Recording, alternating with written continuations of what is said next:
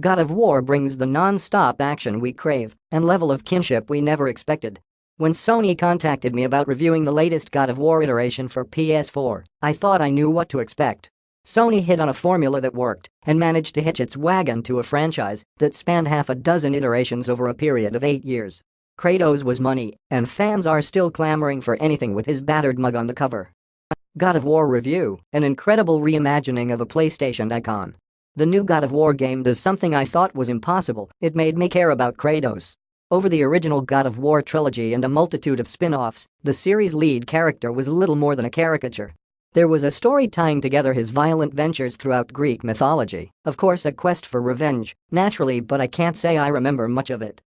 Instagram will soon let you download your data, just like Facebook. Following Facebook CEO Mark Zuckerberg's congressional hearing over how the company handles users' data and how the Cambridge Analytica privacy gaffe occurred in the first place, the social network's sister concern, Instagram, will soon let you download the content you've shared on the platform. A spokesperson told TechCrunch, "We are building a new data portability tool.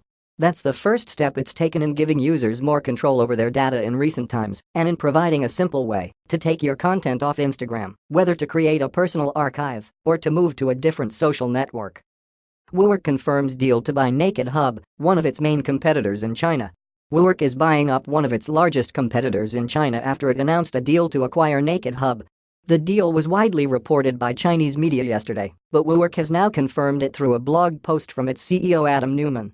Even though a deal to merge with Singapore-based Justco was called off, Naked Hub had emerged as one of WeWork's fiercest competitors in China with the ambition to continue that battle in Southeast Asia and other markets, as I wrote last year. Cluno, the Munich-based car subscription service, raises €7 million Series A.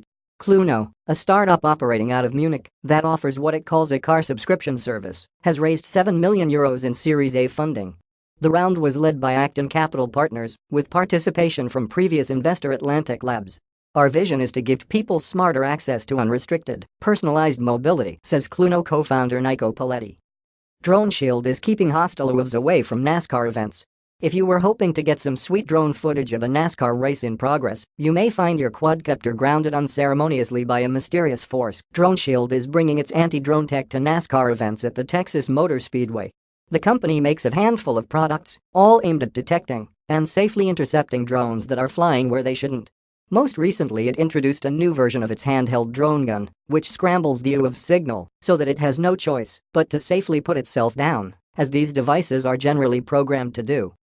Sci-Fi's The Expanse is back. Here's what you need to know to get caught up.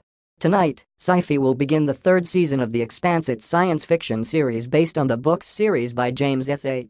The show returns tonight at 9 p.m. Eastern Time, 8 p.m. CT, and it's worth checking out. Here's what you need to know to get caught up. Apple starting to alert users that it will end 32-bit app support on the Mac. Tomorrow at midnight PT, Apple will begin issuing an alert box when you open a 32-bit app in macOS 10.13.4. At some unspecified time in the future, the operating system will end its support for 32-bit technology, meaning those apps that haven't been updated just won't work. That time, mind you, is not tomorrow, but the company's hoping that this messaging will help light a fire under users and developers to upgrade before that day comes. Who's a good AI? Dog-based data creates a canine machine learning system. We've trained machine learning systems to identify objects, navigate streets and recognize facial expressions, but as difficult as they may be, they don't even touch the level of sophistication required to simulate, for example, a dog. By observing the behavior of a very good girl, this AI learned the rudiments of how to act like a dog. Well, although much work has been done to simulate the subtasks of perception like identifying an object and picking it up, little has been done in terms of understanding visual data to the extent that an agent can take actions and perform tasks in the visual world. In other words, act not as the eye, but as the thing controlling the eye. SpaceX's president says we'll be able to take a rocket to Shanghai, or Mars, within a decade. Last year, SpaceX CEO Elon Musk got a lot of attention for a video proposing city-to-city travel on Earth using a rocket that's designed for outer space. Today, speaking at the TED conference in Vancouver, SpaceX President and Chief Operating Officer Gwynne Shotwell reiterated the company's plans, pledging that the technology will be ready and operational within a decade, for sure. "It's definitely going to happen," she said, interviewed onstage by TED's Chris Anderson. "Rampage is laughably dumb, but at least there's plenty of rampaging." The original 1986 arcade game Rampage had a simple, satisfying premise: pick a monster to play, then use it to smash everything in sight. Like most 80s games, Rampage came with an extremely minimal backstory. The 3 playable monsters all used to be human, but were each mutated by something different.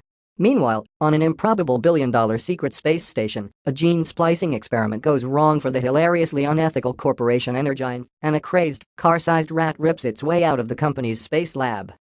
Fantasy sports platforms could have a big future in blockchain. With the number of fantasy sports players in North America heading past 60 million, and the industry said to be worth more than $7 billion, fantasy sports games are clearly on the rise. But translating that kind of business into a blockchain world could have even more potential, turning the reward system into a cryptocurrency nirvana. MIDF CEO Victor Mangazeev believes tokenization and blockchain will make fantasy sports far more transparent and user-friendly, and will allow players to invest not just in the games, teams and players, but also other players by earning a share of their winnings. Opinion: it's time for Google to retire Chromecast for Android TV. The Chromecast is one of the best products Google has ever made. Its low price, small size, and reliability help make streaming video to your TV commonplace, rather than a party trick for the techies with money. If Google wants me to take its TV offerings seriously, then it needs to offer a full-fledged Android TV dongle as its core product.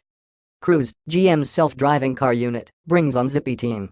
Cruise recently brought on 7 team members from Zippy.ai, which develops robots for last-mile grocery and package delivery, for an undisclosed amount of money. Instead, it seems Cruise was more interested in the skill sets of the co-founders, Gabe Sibley, Alex Flint and Chris Broadus, and their team. But perhaps more importantly, their commitment to working on a team and doing things the right way strengthens our ability to safely test, validate, and deploy our self-driving technology at scale. This announcement comes after Cruise last month parted ways with its CTO AG. All the times lawmakers fumbled through Mark Zuckerberg's Facebook testimony. This week, Facebook CEO Mark Zuckerberg testified before members of Congress, splitting his visit into 2 days of questioning. There were expected queries regarding the Cambridge Analytica data breach scandal, about whether Facebook has grown too large and could be considered a monopoly, and how to better regulate the platform. Number I love chocolate, before launching into his question, Sen. Twitter replaces its gun emoji with a water gun. Twitter has now followed Apple's lead in changing its pistol emoji to a harmless, bright green water gun. The change is one of several rolling out now in Twitter's emoji update to Emoji 2.6, which impacts Twitter users on the web, mobile web and on TweetDeck. The decision to replace an emoji of a weapon to a child's toy was seen as a political statement when Apple in 2016 rolled out its own water gun emoji in iOS 10. Yabba dabba doo. AI can make cartoons too. Machines are quickly bridging the creative gap between human and artificial intelligence.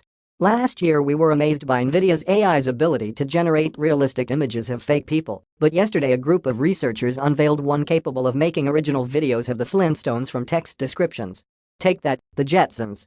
The Flintstones, for those who aren't familiar, was a popular US primetime cartoon about a modern Stone Age family.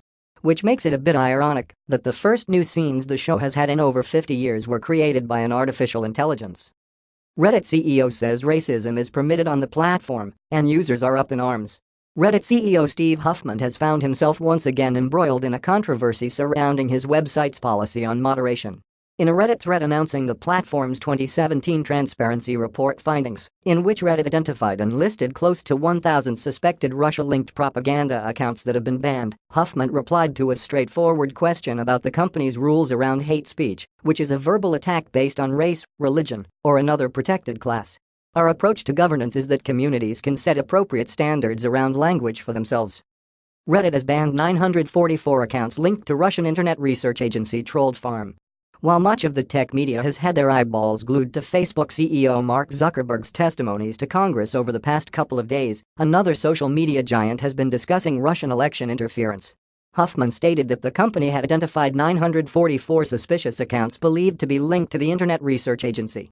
Huffman noted the specific karma rating scores of the accounts, indicating that the vast majority of the suspicious accounts had received little to no engagement from users. 70% had 0 karma, 1% had negative karma, 22% had 1 to 999 karma, 6% had 1,000 to 9,999 karma, 1% had a karma score of 10,000 plus. Interestingly, the site has preserved all of the activity from these accounts for users to peruse. Tentra's turning private land into glamp grounds with the help of VCs. If you've ever gone camping and found yourself thinking it kind of sucks, likely because you're too close to other campers, you might be interested to learn about Tentra, a 3-year-old, 47-person company that's promising to make it dirt simple to enjoy the great outdoors. How? By striking deals with private landowners who are willing to host semi-permanent campsites on their property. Picture elevated decks with Adirondack chairs, canvas expedition tents, wood picnic tables and sun showers, not to mention a fire pit, lanterns, dry food storage, cookware, a camping toilet and air mattresses that, courtesy of most hosts, will come with fresh linens.